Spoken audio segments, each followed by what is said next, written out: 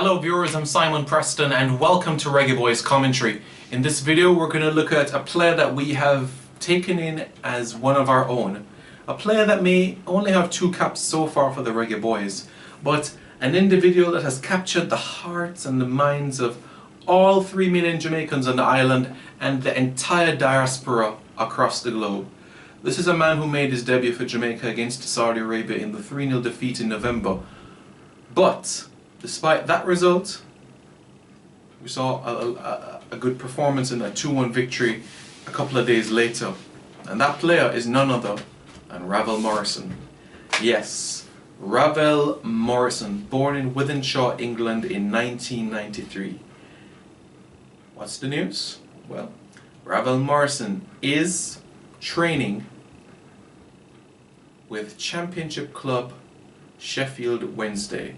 Yes, I had a chat quite recently with Darren Moore and he says that it's kept under the radar, but Ravel is training with the team with a view of a contract for the end of the season.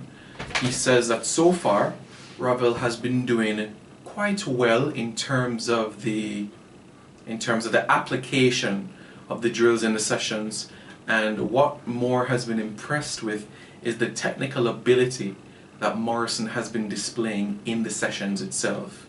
And a lot of players that are in the team, the first time that Ravel touched the football, the first thing they said was, "Whoa." So it's clear to say that the ability of Ravel Morrison is still there, and I'm really excited. And I know many of you fans have been quite anxious about his inactivity at this point in time, but finally it seems as though he could be closing in on a deal, and I'm really hoping that this is a scenario where he continues to impress for the next week and a half, and at the end of another week and a half he's offered a deal until the end of the season. He gets match sharpness, he gets fit, and in September he's part of our squad for the World Cup qualifiers, and we see him start at the Estadio Azteca. That is what I'm hoping. That is what I'm really hoping for. You know, I think there's still something left in him, and 28 years of age is by no means over the hill. I know a lot of people will say, well, he's been at 11 clubs in 11 months, but you know, let's look back at things, shall we? Started at United, you know, graduated into the first team in 2010, thereabouts. We know he went on to West Ham United, Birmingham City as well, Queen's Park Rangers, Cardiff City, went over to Serie A and played with Lazio, had another loan spell at QPR, played at Atlas in Mexico, Östersund in Sweden, Sheffield United in the Premier League, went on loan at Middlesbrough in the Championship, and then added Den Haag in the Eredivisie, which quite recently he ended that deal. And he's now in a situation where he is almost recovered from that sore ankle. So we're going to get close to the physical best of Ravel Morrison if he's able to sign for Sheffield Wednesday quite soon. So we're really hoping that he can be able to pen everything. We know about his time in the England youth setup as well, under 16, under 17, under 18 and under 21. You know, the under 21s, you know, people talk about time and time again about, you know, his performances, especially in that Lithuania game, and just bamboozling players and everything. And we saw what Wilfred Zaha had to say about him, didn't we? So it just comes to show that his ability, you know, did not go unnoticed by any means. So, you know, I was in England in 2017 during the IAAF World Championships, and I met up with Paul Hall, and we were sitting in Nando's having a meal, and he was like, "Simon, trust me,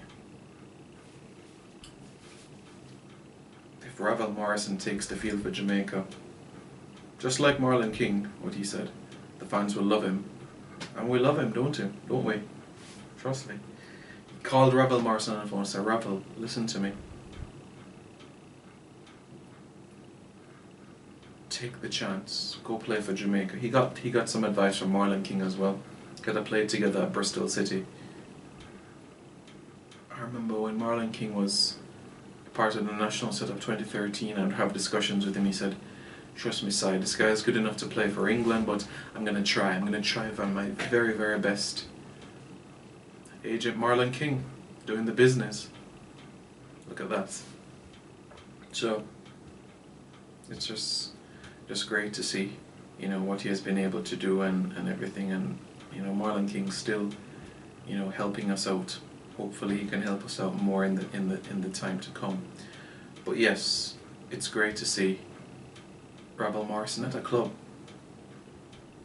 And it is truly an exciting time, you can say, to be a Reggae Boys fan, to be supported the national team, to be involved in the setup. You can say it's something to be proud about. And with Ravel in the mix for our club, we can now breathe a sigh of relief.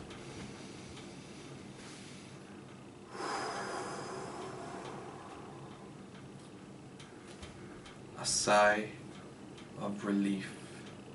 Ravel Morrison is not only a reggae boy, but regaining a club. So it's now up to Ravel now, if he's offered that contract, to now ensure that at the end of the season he either gets another 1-year deal or